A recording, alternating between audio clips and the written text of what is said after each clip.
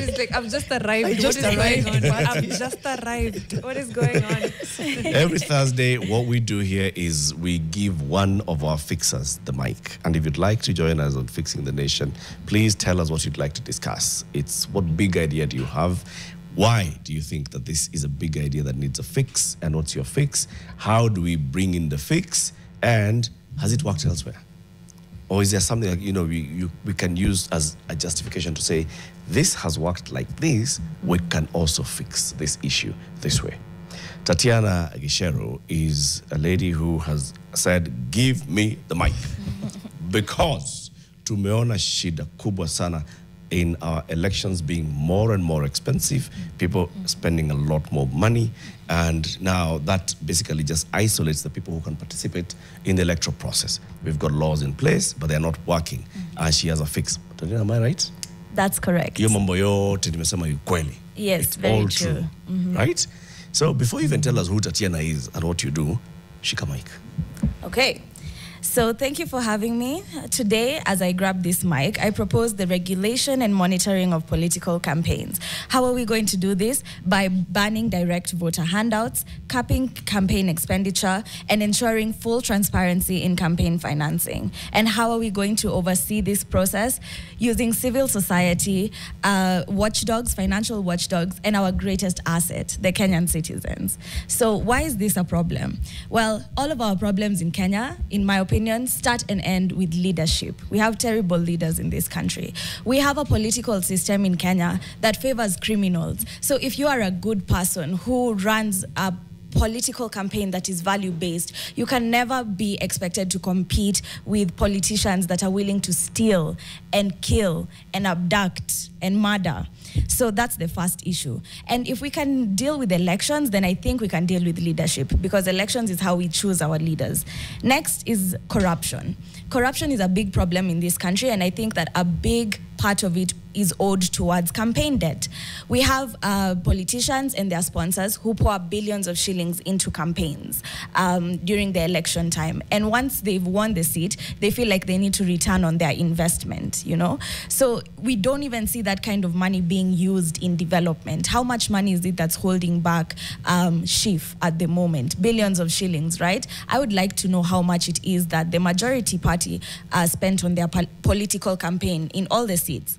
Another issue is that we face tokenism. Every election cycle, we see politicians giving out handouts, right? This perpetuates a cycle of poverty, because people are taking what is in front of them right now, but they're not electing someone who is going to help them 5 years down the line, even 2 years or 1 year down the line, hell, even after 1 month after being elected.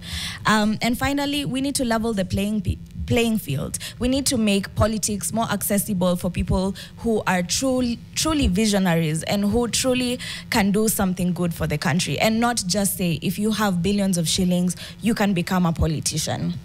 So how do we propose that we do this? Of course, there's a legislative angle to it, but the laws are there. We have the Election Campaign Financing Act of 2013. It doesn't work. So as much as we go into legislation, we need to ensure an independent campaign oversight body that I said would be citizen-led and civil society-led, ensuring real-time digital transparency systems as well. I think our electoral process is quite behind when it comes to being digitized. You can't tell me Kenya is at the forefront of something like M-Pesa, mobile money, yet we don't try and digitize our electoral processes. So I think we can leverage the digital space to ensure that kind of transparency and that citizen-led oversight and whistleblowing. Now, I just want to rebut you before you even start, because I know that we are not going to be able to achieve anything without political goodwill. And what is it that politicians have to gain from campaign regulations? Nothing, right? I'm here to say that Kenya is made up of its citizens. We are the ones who decide how we are going to be governed. So if we make this a voter issue and say, if you don't support campaign reforms, we are not going to support you in the upcoming election. If we ensure public pressure the way we did in June of 2024, independent media investigations, let's name and shame these politicians. Let's hashtag how much are you spending on your campaign? Like, let's amplify and reveal a problem here. I also want to come at anybody who will say, oh, but Kenyans, our leadership is a reflection of our citizenry, right? People will continue to accept those handouts. Whoever says that is not realizing that the political consciousness and the political landscape of the country is changing beyond measure. So as we continue with civic education, as we continue with teaching people the value of electing good leaders, then I think this will become less of a problem. And I think if you stop giving out the handouts, people will stop accepting them. So where has this worked? It's actually worked very well in Canada. Now, as I was doing my research, I didn't want to use Canada as a case study. But then I thought, if Canada can do it, why can't we? Because honestly, they've implemented a really good system where they have very strict spending limits. Their campaigns are actually partly funded by government. Can you imagine that? A government-funded campaign, just so that there's less necessity to rely on private and, corporate donors. So that just ensures better transparency. And I just think it's goodwill. It just shows like a respect for democracy. Of course, strict donation rules, no dirty money. Now, if we were to follow the campaign money in Kenya and find out where it comes from, I'm sure we would find some very shocking answers. And that's why I really advocate for independent journalism. The other thing in Canada is that criminals cannot run for office. I mean, that's rich. We do not have that in Kenya. I think we started by saying that currently we have a political system that favors criminals. I mean, maybe let me not name names so that I'm not greeted by Subaru Amambaru outside. But I think we all have very good ideas of how criminals get into power. I think even the sitting president had a case against him in the ICC. So this should make you not eligible to vie altogether. And if the citizenry sees you going outside of these rules that we've created, then immediately you get disqualified, not only from that election, but every subsequent election. Let's clean up the political space in Kenya. Drops mic. Hey. Turn us straight, no pauses. Right? You understand. Bar for bar. Wow. The first standing ovation on Fixing the Nation goes to Tatiana. Right. Wow. Tatiana, before we even engage, who are you? Who are you? Well, okay. Tatiana Gicheru. First and foremost, I'm a student in my 4th year doing a bachelor's in international studies. I am an advocate for youth inclusion, good governance, and gender equality. I usually use my digital platforms to advocate for social justice, but you can catch me in the streets during Mandamano as well. Okay. And, Catch me outside. Catch me outside. Yeah. Yeah, and I just believe in the vision for a better Kenya. I think we need to do better. Okay, I was going to ask you what sparked that in you, but I understand we have a caller. Already, did you say we have a caller? Yeah. Okay. That Franklin was quick. From Kakamega. Caller from Kakamega. Franklin. Franklin from Kakamega. Already has questions? Yeah. Already reacting. If you can hear us first, thank you for calling into Fixing the Nation.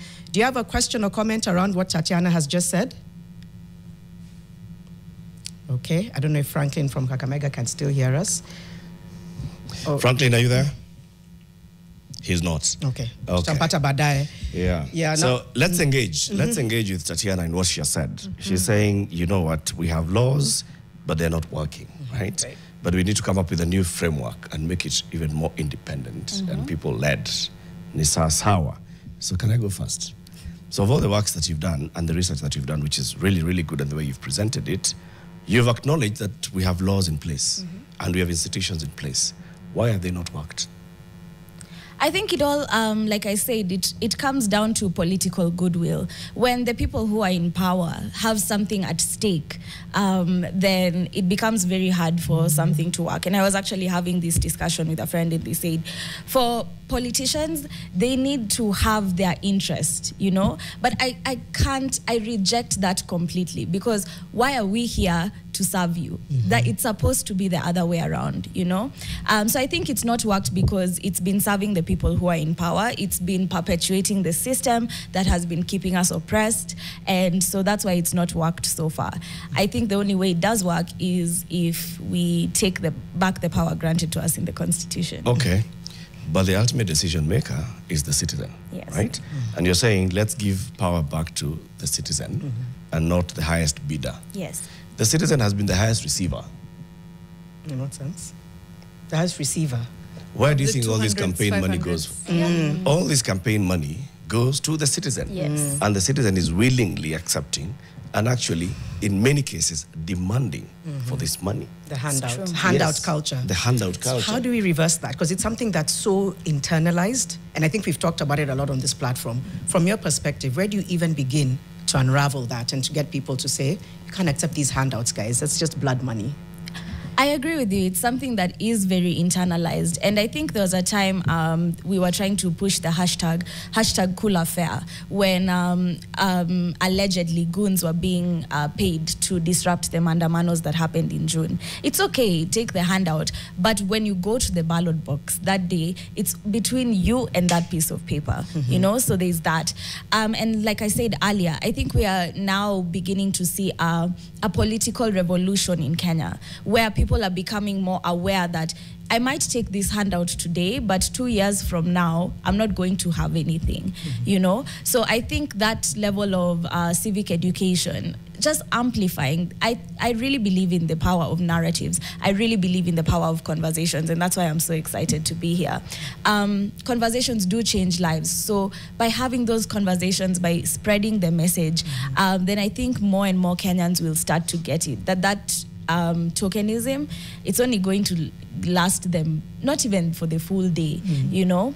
It's for a moment. I like the practicality of cooler fare, because telling someone who doesn't know where their next meal is coming from, actually don't take the politicians' money out of it. I'm like, no, take it, but make the right decision. It's a complete oxymoron. Oh, before we do not demand, but if it's offered, accept. Yeah. Come on. It is.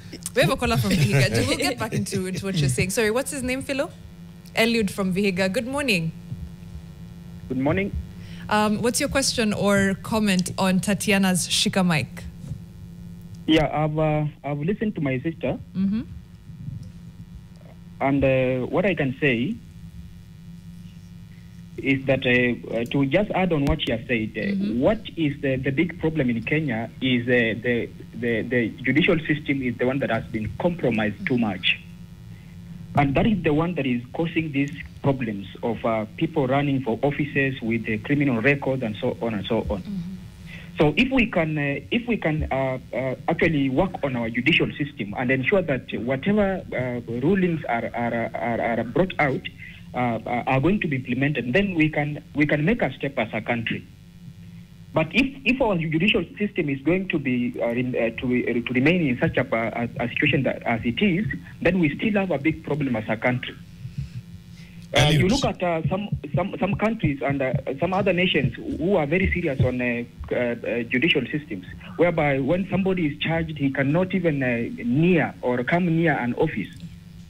So if that is what can be implemented in Kenya, and then we are good to go. These things of people carrying money in bags for campaigns and spending a lot of money to do campaigns will not be an issue. It will be an issue of the past.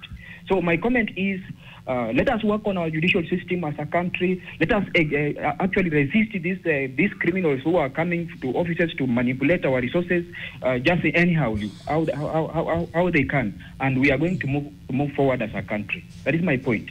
Okay. That's a good point, Eliud. May I ask you a question, Eliud? Yes.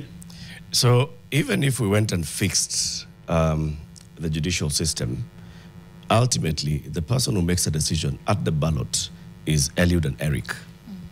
Yes. Why are Eliud and Eric, knowing that this person is a criminal, knowing that this person is of questionable character, why are Eliud and Eric voting for them?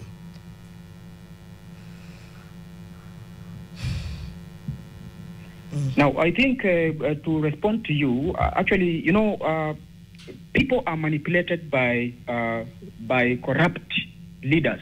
People are manipulated through funds. You know, people are hungry. People are suffering out here. So if somebody can bring you maybe 200, not me personally, but if somebody can bring you 200 and you select hungry yesterday, you know, you cannot fail to take that 200. But you will come to your senses later when you realize that these are the funds that are supposed to bring up development and generate jobs for people, ensure that our lives is moving on very well. So most of the people who go to the ballot and vote, they go there by pressure, and this pressure comes in when political hooliganism comes in. People come in and they start giving people money, and this money is money of corruption. Yeah. Okay. Yeah, so, you know, it is very easy to convince somebody who is hungry. It is very easy to convince somebody who is hungry. But somebody who is okay, who is comfortable, somebody who is working, it becomes a difficult thing to deal with such a guy. Because you cannot come and convince me, because maybe I'm a graduate, but you cannot just come and convince me, you go vote for me, I will give you 200 shillings. Okay. You know, it will be difficult. But somebody who is suffering, look at somebody who, for example, in Turkana, what is happening? People are dying of hunger.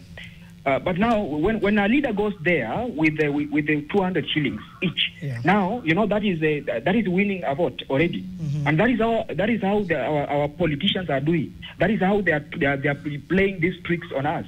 Yeah, thank you, Eliud. Yep. Thank you so much. They have been playing the same tricks, and we've been buying into it. As Tatiana said, there's been an awakening, but I worry about that how much it's been inculcated into people. So it's really about unraveling that slowly. But any reactions to what Eliud has just said? Yeah, definitely. I think I'm always going to bring it back to questioning the system. Yes, Eric, you ask, why should we vote for someone if they have a criminal record? But as Eliud has rightfully said, sometimes you just don't have the luxury of having that kind of perspective, having that kind of, just seeing past the tip of your nose. The true responsibility that is owed to the Kenyan people is to look at the system and to question the system and to say, why is it that we have some MPs who can, comfortably shoot someone in the head in a nightclub and still be prominent politicians in today's political space? Those are the things we need to question. He talked about the judicial system. Now, I really would like to place the emphasis on questioning the systems that perpetuate this instead of blaming the citizenry. We'll come back to the conversation. Just some quick feedback on YouTube. Smallest Ever says, no, it's not okay to take the handout. Says, I really like her, to Tatiana. Somebody else saying, we Kenyans are to blame. We voted a botany expert to govern us. He thinks we're insects. Moses. Oh my God. Good Lord. Moses. But just go ahead. This idea of don't take the handout, and I also want to hear Tatiana's perspective.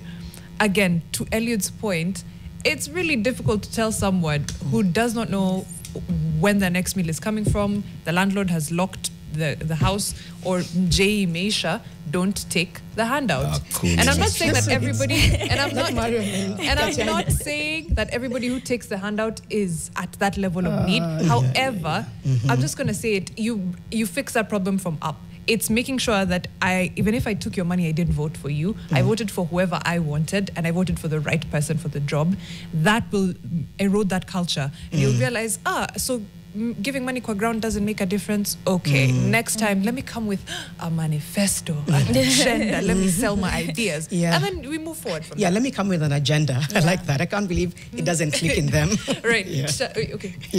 I completely before Eric. I completely agree. Yes, it's unethical. But if we want to fix the nation, we have to approach from a sense of reality. We have to know how things, happen on the ground. So it's just that thing of, if I meet someone in town today and they want to give me 500 shillings, and I'm like, no, and they're like, no, this is your 500 shillings, like, maybe I'll be able to say no to that, but I know people that wouldn't even question it. They wouldn't even wait for you to offer, as long as you put it out like this. And think about it this way.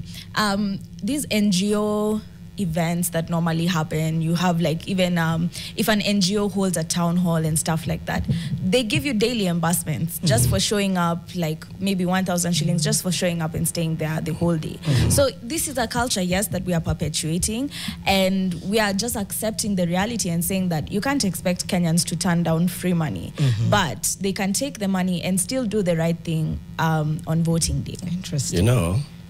There are very many, it's a decision-making process, okay?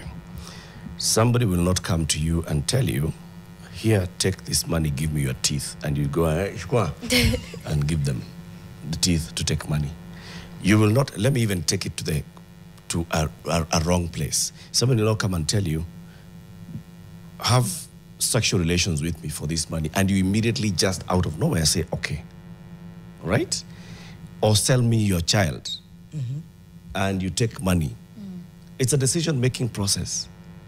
And it doesn't matter the situation that somebody is in. A mother will not sell her child just for 200 shillings. They do, though. Yes, few.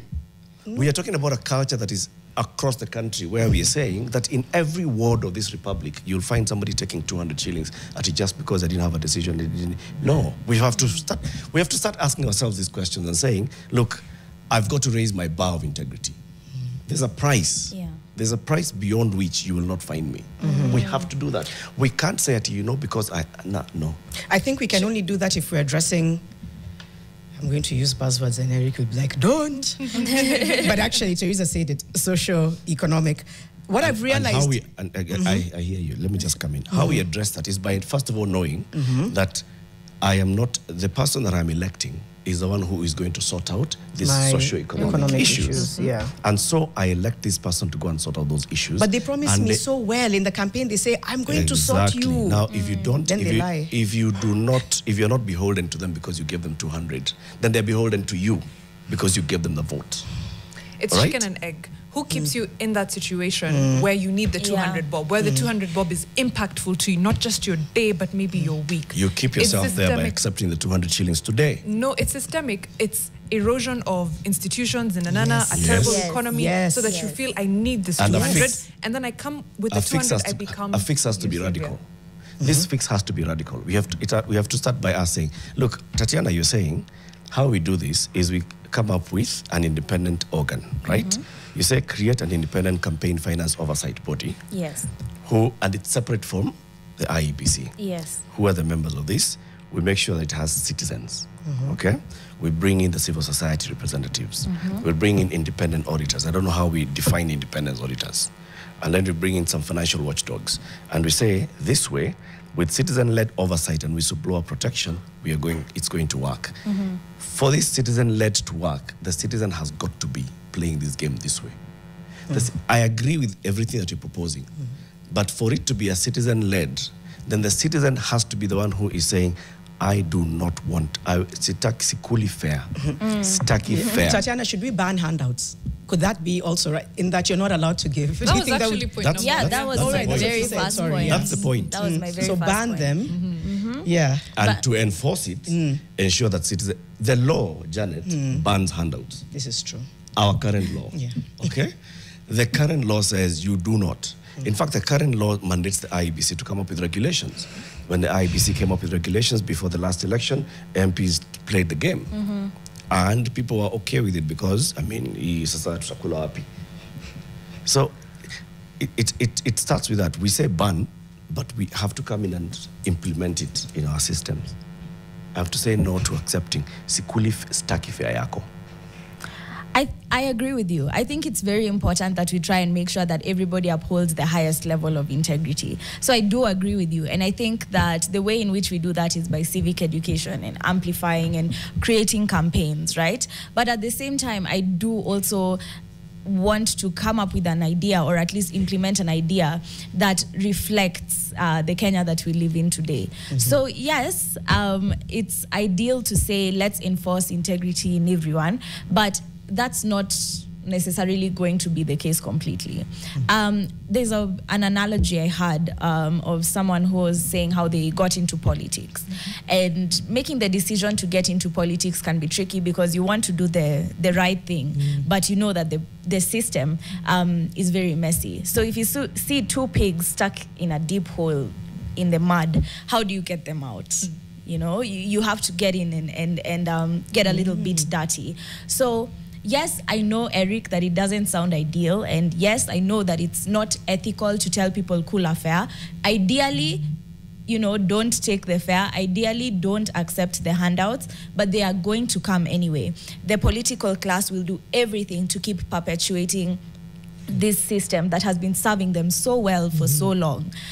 So what can we do to counter that? You know, even as we take into consideration the situations that people are in, because it's designed that way. You know, I don't like when people say the system is broken. It's designed that way, you know. So there's someone who might actually really need that 200 shillings. And for us sitting here today, it's very easy for us to say, I'll never accept any money from a politician. I don't want politicians' money to touch me with a 10-foot pole.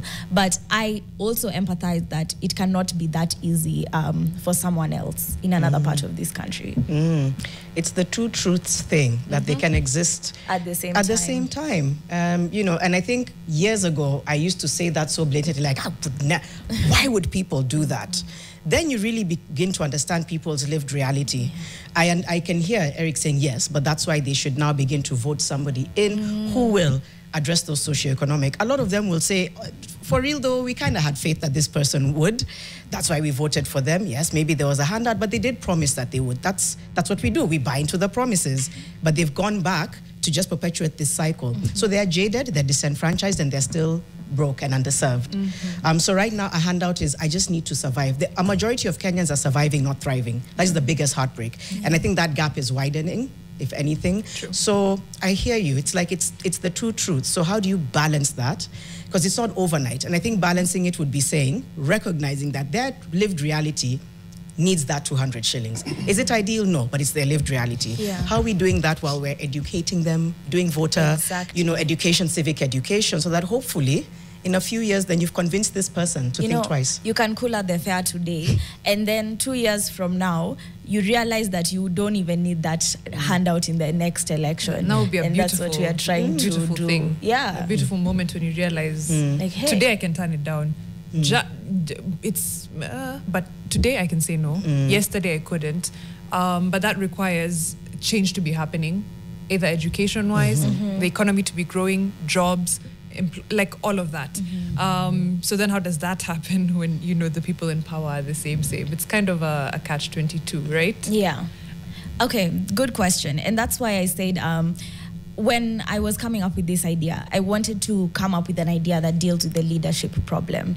And I think leadership starts with elections. So yeah, I think honestly, we need to get these people who are not working out. In Kenya, we have a seriously bloated government. How many elected officials do we have in office? If you consider all the MCAs, all the MPs, all the counties, it's definitely in the thousands, I believe, right?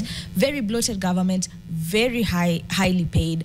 They don't do anything. So I think it's a process of getting people out who are not doing anything and putting people in who actually have the best interests of the country at heart. Do you think we can sustain, just before we get to some feedback online, I worry about sustaining the momentum that was birthed last year in June. You know, June 25th just completely shifted this country. It showed the audacity and even hope of citizens saying, when we come together, we can overpower. I don't know, it might be one of the first times we have found ourselves in at such a moment. I think Saba Saba was the last attempt many, many decades ago. I worry about being able to sustain that momentum. As Tatiana, as you have conversations on the ground with your peers, because that momentum informs some of the ideas that you're suggesting. How do you think that can be held all the way to 2027 and beyond in light of the politicking, the gaslighting, the bloated government expanding? How would you say people can sustain that momentum? Because honestly, our lives depend on it. How do you talk about it with your peers? Yeah, that's a fantastic question, because many people do feel that since June, things have died down. But I don't think that's true. I think every week in Kenya, someone somewhere is protesting. Teachers, doctors, people are coming out to the streets and demanding better. You know, I don't think this regime has been stable. We also have to consider there's a lot of propaganda, there's a lot of covering up that people are trying to do. The other day, we had people going for a football match, and the chants that were coming out of Nyayo Stadium that day, you know, I won't say it, I'm on national television. I'm I'm singing it in my head. I'm also not going to sing it on national TV, but it goes, no. Go on. So I don't think that it's true that the momentum is dying down, although I do think we need to start looking for other ways to channel our nonviolent resistance, I was a very big advocate for the reconstitution of IEBC. And even when we do see steps being made in that direction, it's still very questionable, because that to me still doesn't give me hope of a free and fair election. But it does give me hope of registering young voters, which I think right now are our biggest asset at probably maybe getting the current government out of power. So my appeal to young people today is go and register to vote if you've not registered to vote. So it's just about driving people out and continuing the conversation. Like I said, conversations change lives. We are fixing the nation, one conversation at a time. And I think Kenyans, we've always loved to talk about politics, but everywhere I go, unajua Ruto alifanya nini? Like that conversation is there. So I think the movement is changing, but it's not necessarily dying out. Okay. Changing faces. YouTube is hot. I'm looking through some of the comments. Smallest ever says, let me give a fact. Everyone is corrupt, even Americans. However, the difference between them and us is their system is working. That's what we should do, make our system work. Nathan says they give very honorably. This is lunch, sugar, milk, and they continue to say, this is my salary. I respect you so much. That's why I'm buying you milk with my salary. That's your money being used to buy that milk. Charles Ndungu says, you can't dance. I think he meant dance. Yeah, you can't dance with the devil and expect angels to dance for you. The idea that you can take money and vote for others is sickly and totally absurd. I made the decision not to take money for my sanity. Higher. Someone who agrees, smallest ever agrees with him, says, please, Mariam, we can't fix the nation with that ideology. No to handouts, no to corruption, period. That's a good slogan. So quite a lot of pushback on that. We're trying to fix campaign funding. Yes. But if we don't fix ourselves, it's still chicken and egg to me, to be quite honest. When you say I made the decision for my sanity not to take handouts, that means you're in a position to turn it down for your sanity. I do see a world where someone is in a position where for their survival, it may be necessary to take that. I can imagine when a politician is running a campaign in your area of residence, in your area of work, that has disrupted your business for that day already. Like you've had to close shop, So yes, I do commend everyone online and everyone just in general who wouldn't take a handout from a politician. But I also don't completely condemn someone who would, just given the example that I've just said. People live hand to mouth, So. All right. I don't want to stay too stuck on the money aspect, because there was so much that you spoke about as far as our campaign financing. What are like the pitfalls of the Election Financing Act? Is it? Yes. Yeah. In your opinion, wins and pitfalls. Okay. Wins is tricky, but I will say pitfalls. It starts and ends with enforceability and implementation, and honestly, that's true for the Election Campaign Finance Act 2013, and it's also true for our constitution and a lot of the legislation we have in Kenya. If we were to follow the constitution to a T, this would be a lovely country to live in. But unfortunately, that's not the case. We have someone called this jurispesa, where the rule of power, the rule of money supersedes the rule of law. So I think that's the problem with the Financing Act, with the Office Registrar of Political Parties, with the IEBC. We just cannot count on these laws and these oversight bodies to hold people accountable, to hold politicians accountable. And so that's why my solution today had to be very citizen-led and people-centered. Yeah. Counting on them is, it's hard work. Yeah. I get it. And I see what you've proposed, a multi-pronged way of implementing it. So we have this independent organ, which is not with IEBC. Then you say that we also bring in real-time digital transparency system. If no anonymous or undeclared money, every transaction must be visible to the public. Yes. Citizen-led oversight and whistleblower protection, and strict penalties and immediate disqualification of any candidate caught bribing voters or using undeclared funds. Yes. Good way to go. It's in the law. Yes.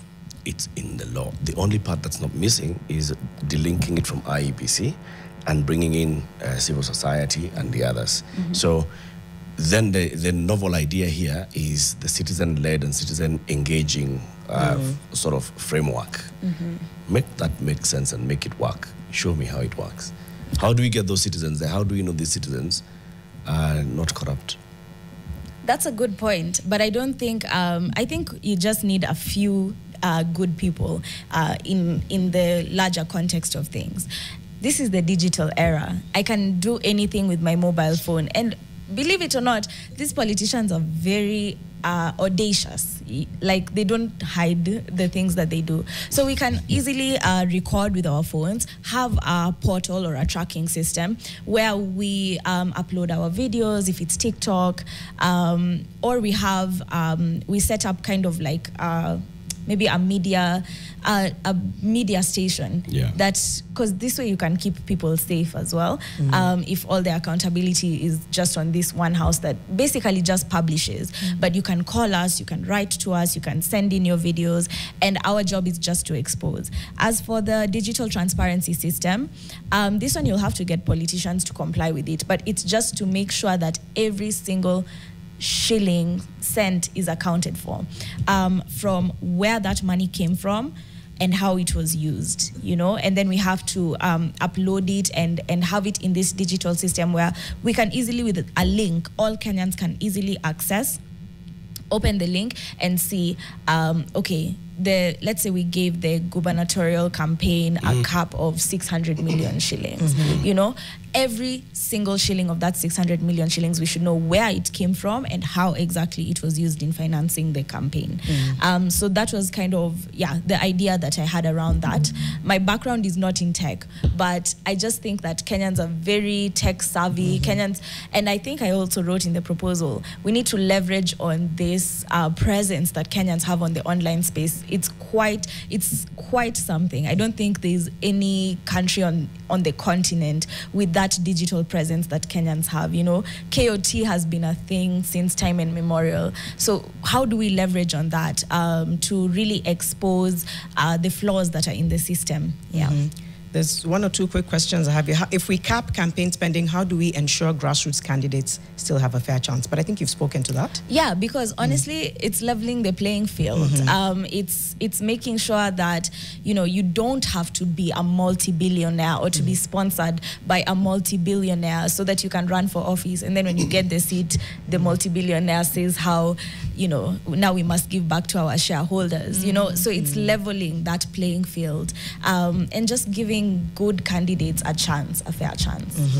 The regulations that were published by the IEBC in 2020, called the Draft Election Campaigns Financing Regulations, they say in section 25, the Commission shall by an order issued in the Gazette Notice prescribe limits of permissible expenditures that shall apply to different elections in a criteria that they describe. And then they say the total expenditure limits for constituency shall be arrived at by tabulating the aggregate estimated cost of allowable election expenses. So they shall include how much does a venue cost in this constituency, publicity materials, advertising and media, campaign personnel, campaign agents, election agents, transportation, administrative costs, communication, candidate expenses, mobilization, security, accommodation, and other allowable expenses not exceeding 30% of the total expenditures in paragraph A. They also say that the total arrived at by tabulating the estimate costs shall be the applicable limit for all constituencies with a population within the range of plus or minus 30%. So they go on like that, and they say this is for constituency, it shall go all the way to a president. And they say that in the case of a presidential election, that limit is then limited. The expenditure limit for the presidential election shall be the sum of all constituencies nationally minus 40%. Tatiana, are you able to hold that thought to responding to Eric for just a minute? Sure. Don't forget what you were going to say. We have Peter from Nairobi on the line. Peter, good morning. Did you have a question or contribution you wanted to make to this discussion? I had a contribution. Okay, please go ahead.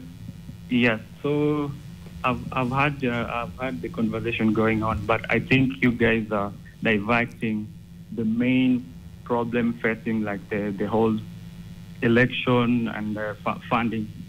It all narrows down to corruption. If we could Like, where are the politicians getting the 200 to give like people during the campaign? It all goes to corruption. If we could fix corruption and have like a civil education and educate the public that if you receive these funds, like it will be a cycle. In the next election, are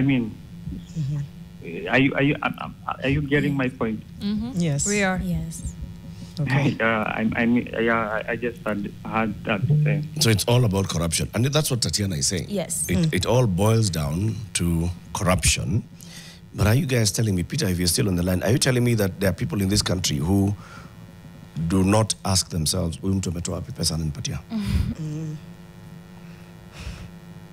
He's gone. People who like last election, I saw some people who tried going the civilized way of trying to tell like the public to try and contribute towards the funding of the election, but people said like jamaa amesota, sisi tunataka watu wako na pesa, like so wale watu mnataka wenye wako na pesa are the corrupt ones, as in it all goes back to corruption. Thanks, Peter. So it's a cycle. Yeah, I agree with what Peter has said. And a really big part of ideating this idea was sources. Where is the money coming from? And so that's why I said it needs to be really transparent and the money needs to be accounted for from where it came from to how it was spent. And when we say where it came from, the law also needs to be very firm on, like I said, in Canada, they don't just allow money to come from anywhere, you know. They don't allow money to come from other countries. They don't allow money to come from corporates because that's, you know, perpetuating some kind of oligarchic system where the private sector and the government collude to make money. So I really agree with what he's saying. And it's really difficult to answer what Eric asked, because I'm sure people ask themselves where that money came from. But at the same time, Kenyans don't want to vote for people who they believe are not rich because they think that, I don't know. Utenda kuiba. No, that Yeah, that's what they probably think, right? because the people that are there. That was our thinking before Uhuru Kenyatta's presidency. Yes. Corruption will now be a thing of the Siakwan. You know, he's coming from money. So It's like a silver platter. He Yeah. doesn't need. Hey, okay. Yeah, so I completely agree. So that's the really tricky part. And back to what Eric was saying, I think the way the law is laid out, like I said, is really, it makes a lot of sense. You can't cap a campaign for governor of Nairobi the way you would for maybe a smaller and more remote county. So yes, that makes a lot of sense, and that's something that can be considered when figuring out how we are going to cap the various campaigns. And there is actually limits. I think like the presidential campaign has a cap of 4.4 billion, which I still think is so much money. I don't think people can comprehend when we say like a billion is missing here, 100 million is missing here. I don't think people actually try and like understand exactly how much money that is. I think 4.4 billion to spend on a campaign in a country where people don't have access to health insurance, it's a bit ridiculous. It's diabolical in my opinion. But I think those are the conversations that we can be having. Context is so very important. We can't have campaigns that are financed with so much money and then compare that to the GDP and living standards of people. Definitely it's important to contextualize. Yeah, I know we have a few minutes before we wrap up. You know, I'm hearing Tatiana speak and I'm like, this feels like something, I was almost going to be like, okay, so what happens next? How do we get this going? But yeah, how would you, I feel like I had the question and it's kind of slipped away, but in my mind, it's what needs to happen now to really get people to think. Maybe people need to go back to these acts and policies and say, okay, let's bring it to the table and chamber it and see where we need to push back and then follow through. I think it should go beyond Shika, Mike, because what you're speaking to is something that people are beginning to wrap their heads around. So it's about, okay, so what's the follow through beyond here? I don't know whether you've No pressure, Tatiana. Yeah. I'm just like... No, I definitely have an answer for you. I think first and foremost, it's to expose. We need to tell these stories of everything wrong that's happening in this country, because I don't know whether it's becoming normalized, like this is just the status quo. It's like politicians are stealing billions and what's new. But we need to really expose, and I really advocate for independent journalism. I advocate for citizen journalism. You know, the government in power have tried to instill a lot of fear in us, but when you see them react that way, it's because they have a lot to hide, and they can't hide forever, and they can't abduct all of us. You know, they can't do that. So I think definitely we need to name and shame and show the faults and the cracks that are in our system, which leads me to the next point, which is civic education. So I conduct a lot of civic education online, but I think we need to go to the grassroots. We need to go to the people that would typically accept a token, you know, because actually the unfortunate thing is, who goes to the grassroots? It's not civic educators, it's not civil society, it's the politicians. You know, what is Ruto doing right now? He's going around the country exciting people. So if you're not countering that narrative, if you're not present on the ground trying to change the story, then we're going to have a problem. So I really do call on all of these civil society organizations with, you know, as Tatiana Gicheru, I don't have any funding. I can't just take myself to Mount Kenya right now and run a counter campaign, you know. But those organizations that do, let's focus our efforts on educating people, and let's make sure there's a new generation of voters that are ready to do something about, you know, what's going on. Dare to disrupt. Thank you, Tatiana. Honestly, you've made my day. And many other people's day. Just before Mariam continues, smallest ever, thanks nation. Today's conversation has been superb. Again, a green collar is on point. Somebody else here said, this money, my people, this money is not kawaida money. You eat it, it controls you. Victor Musheru. So yeah, I think a lot of people are agreeing. And he goes on to say, look at the other day when Rigiji said, came up with a red card. He said, lakini pesa usipeleke nyumbani. Usitumie kwa kitu kubwa. Pesa ni mbaya. After saying the red card. After giving a red card, he said, ukilipwa ya kupiga makofi, usiende na pesa nyumbani. Usipeleke nyumbani. Mike Mbarikiwa says, the same way you people stayed attentive while she grabbed the mic is the same way I stayed, stared, and listened. Brilliance. Can we extend the show? We need to hear her more. Hey, Tatiana utarudi. Shika mic 10. You need to say something. No, Nivo, amesema on my behalf. Okay. You're just here. I know that I know we'll come back to say bye in just a minute. We'll be crossing over to your world at about 10 a.m. Muikali and Winnie. The title is Let's Get Muddy. But I think it talks about pottery. Right? There's a cozy pottery studio, both of them, Felix and George, the guests. So I think they're going to be doing a pottery class, which is so cool. I've done it before. It's very messy, but it's also fun and healing. So please, proceed. Tatiana Gicheru. Yeah. Thank you very much for being such an active fixer. Thank you. And for all the work that you're doing. So Tatiana is a fourth-year university student. She's active. You'll find her on the nearest street where there's a mandamano. You'll find her there. And also on digital platforms doing the thing that she's doing. Laura Nani says, my girl. Aww, thanks, Laura. Thank you so much for joining us, of course, for tuning in. Continue the conversation online, #FixingTheNationNTV. Tomorrow we'll be back 6 to 10 a.m. as per usual. A big thank you to all our guests today and a special one to Tatiana for an amazing job. Tupatane kesho asubuhi. Bye.